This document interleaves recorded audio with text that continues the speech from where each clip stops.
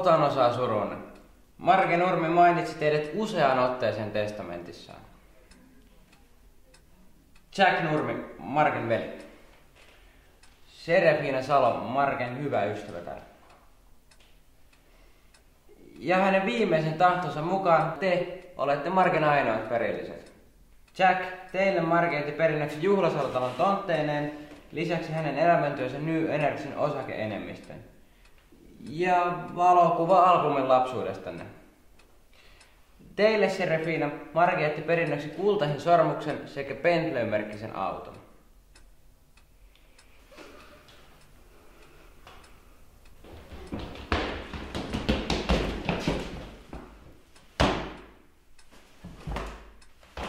Tässä ne on todisteet, jotka pystyy tuomaan.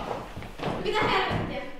Serafina Salo ja Jack Nurmi. Teitä syytetään Marge Nurmen murhasta. Margen talosta löytyi raskauttavia todisteita murhasta. Murhasta.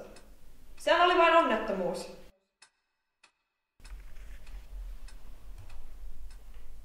Mä olen seurannut vuosia, kun sä olet havitellut siskon omaisuutta. Sehän antoi sulle sen Bentleykin.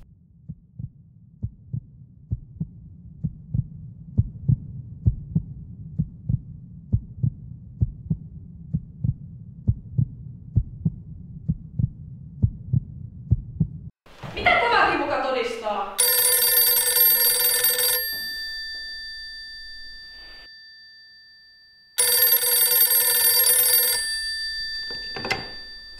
Jaronen. Äiti täällä, hei. Miksi et vastannut, kun yritin soittaa tänään aamupäivällä? Kyllähän sinä tiedät, että soitan sinulle aina kello 10. Ehdin ihan huolittua, kun tiedän, rakas lapseni, sinun varallisen työn. Kuten olen useasti sanonut, etsisit itsellesi jo toisen ammatin. Vaikka olisit opettaja, kun ei sokerijuurikkaiden kiskaminen vieläkään innosta. Tai on nykyään varmaan muitakin vaihtoehtoja. Muista tulla tänään syömään 5:30. Näytän sulle ihastuttavia valokuvia ystäväni Tyynen 3. lapsenlapsen ristiaisesta. Niin sulonen vauva sai nimeksen Petteri. Minä niin tykkäsin lapsenlapsista pyörimässä jaloissani ympärinsä. Keijo! Kyllä sinunkin olisi aika asettua aloillesi. Hankisit vaimon ja minulle lapsenlapsia. Siellä poliisilaitoksella on liian moderneja naisia, jolle ei mikään kelpaa. Muistat varmaan naapurin tytön, tai näinhän nyt on. Nyt on huono hetki. Kellä tahansa voi olla samanlainen huivi. Mitä järkeä on tappaa oma sisko?